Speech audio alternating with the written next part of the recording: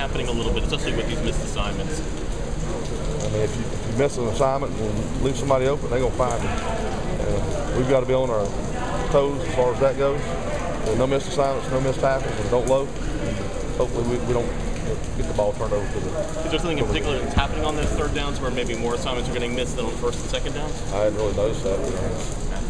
But that's the key to getting off the field on defense. I mean, one guy blows an assignment on defense, it can be 100% catastrophe, you know, with what's going on. So we just got to make sure we take care of our defense. You basically have a three-man rotation at D tackle now with Travian, Eldrick, and Kelsey. Basically, is that what's going on? Yeah. And JT Surratt is making a lot of improvement. Yeah. And I would not be adverse to putting him in a ball game. It's just when they're tight games, it's human nature. You know, if they get tight, I want my best guys out there. Yeah. You know, that's just the bottom line. We often hear about the freshman wall. I mean, has Clowney hit the freshman wall? No. Doesn't it exist in your mind? To me, that's an excuse. Excuse, yeah. I mean, if you love playing football, yeah. I mean, there is no wall. You got to play hard every day. It seemed like there was maybe a lot of missed holding calls. I can't comment on this yet. Well, I understand that, but how do you keep your guys from focusing on that? Like, if they feel like they were held. Well, I always tell them, I mean, if you let the guy hold you, it's your fault. Because you probably weren't, you know, didn't have your body in proper leverage position, and you let him hold you. And that's what we approach it because you can't let that be an excuse. If it doesn't get called, you still got to get there. It's your job. You guys, I guess the amount of sacks you guys have is down a little bit from last year.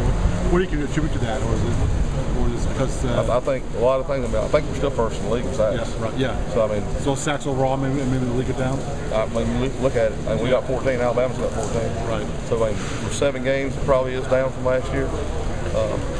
Maybe they're calling the game different, calling holding different. I don't know. Quarterbacks are doing a better job getting rid of the ball. So I mean, apparently it's going on throughout the entire league.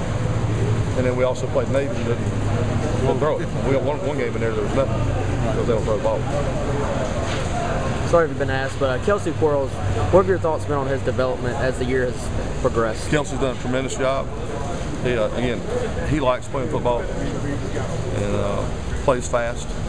And his fundamentals have gotten better. Coming in during spring practice helped him. And fundamentals have gotten better, but Kelsey's been a very fine football player. I mean, he really is. And I was just telling somebody a minute ago, I have a production ratio that I use. And right now, I mean, he's one of the 4 most productive D linemen we've got. And so, I mean, I told him a week ago, I said, your reps are going to go up in the game because you're being more productive. And that'll continue to happen. And so, I mean, he's pushing to be the starter right now. And so, we'll go through practice this week, next week, and see. And I put a lot of stock in the guys that make plays. There's block gobblers, you know, and then there's playmakers. And there's farmers that depend on rain and sun for food, and then there's hunters that go hunt down their food. And you know, you're either a block gobbler, or a farmer, or you're a hunter and playmaker. How does he compare to his dad? What now? How does Kelsey compare to his dad? You know, I never really saw his dad play a lot. Yeah. And I mean, Buddy was a heck of a football player. Yeah. I was at Appalachian State then.